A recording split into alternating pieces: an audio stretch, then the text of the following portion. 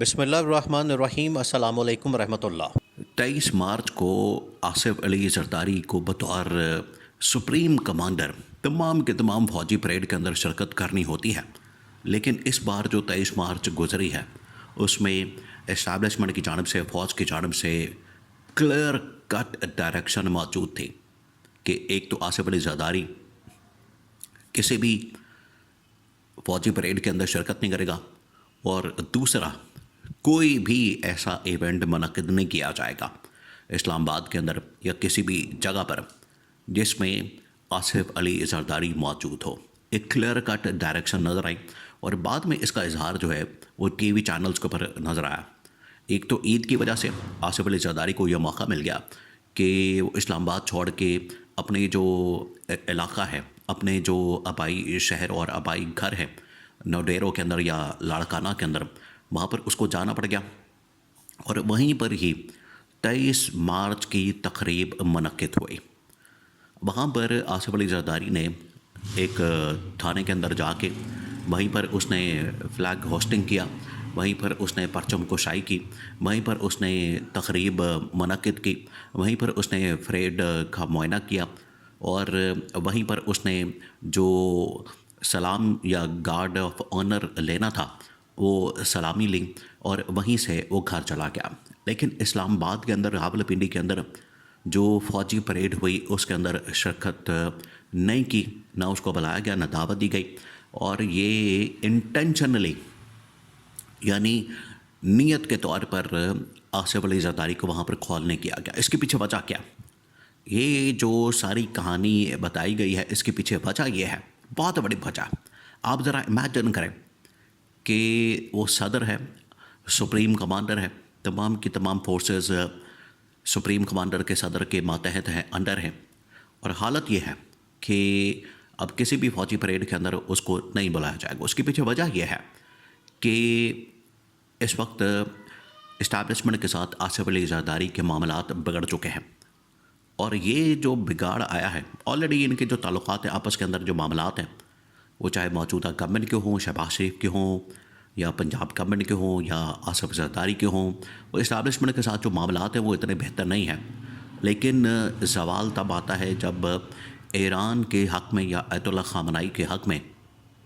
آصف علی زرداری کی جانب سے، دیکھیں اگر اس لحاظ سے دیکھا جائے، ایران کے اندر شیعہ کمیونٹی موجود ہے، ایران کے اندر میجورٹی وہ ایک شیعہ ملک ہے، شیعہ ریاست ہے، اور یہاں سے بھی بہت زیادہ جو شیعہ کمیونٹی کے لوگ ہیں وہ ایران کو سپورٹ کرتے ہیں،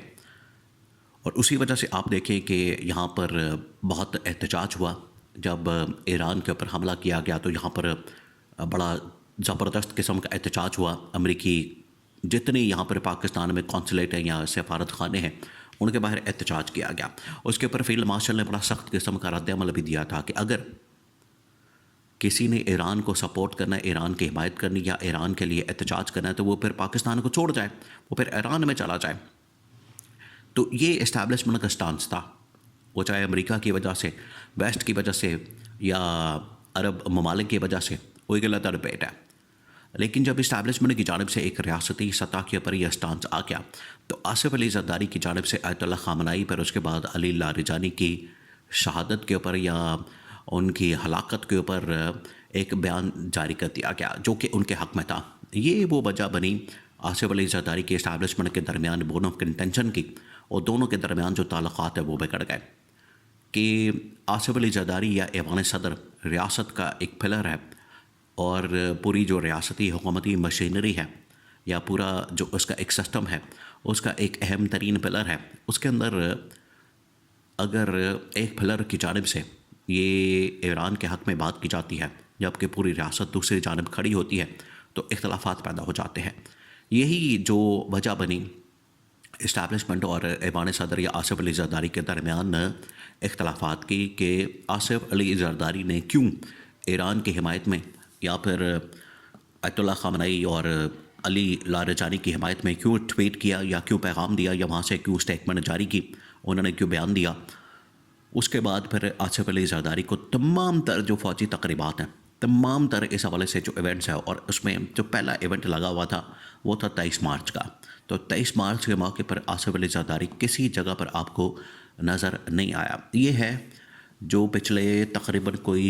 1.5-2 سال سے اندر کھچڑی پک رہی تھی. ان کے درمیان جو اختلافات تھے، ان کے درمیان جو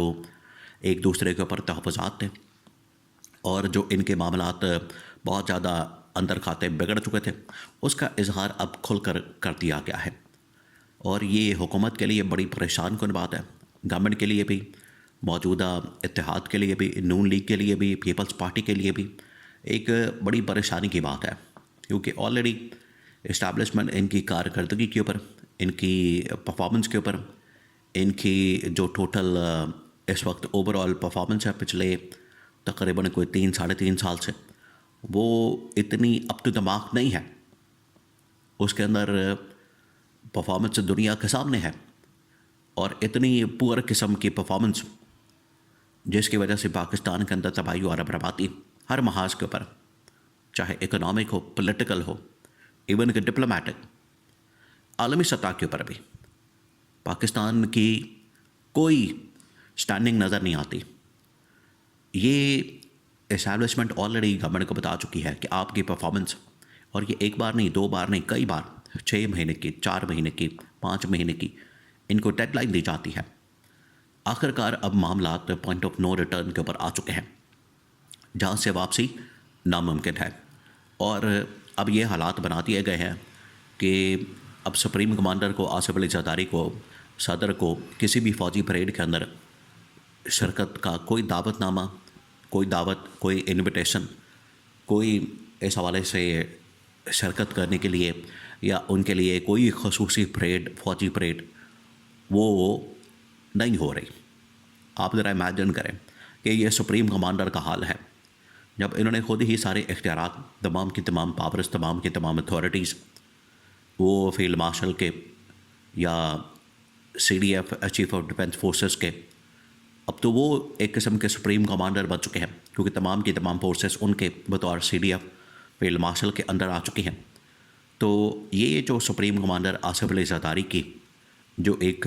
کمانڈنگ پوزیشن ہے، وہ اب مکمل طور پر ختم ہو چکی ہے، زیر ہو چکی ہے. یہ ہے وہ انجام جو نظر آ رہا تھا. ان کے درمیان جو اختلافات تھے، ان کے درمیان جو معاملات خراب تھے، اس کا یہ انجام نظر آیا ہے. تو آصف علی زرداری اور پیپلز پارٹی کے جو اندرونی سرکلز ہیں، ذرائع ہیں، انہوں نے بھی اس بات کو کنفرم کیا کہ آصف علی زرداری نے اس کے اوپر بڑی ناراضگی کا اظہار کیا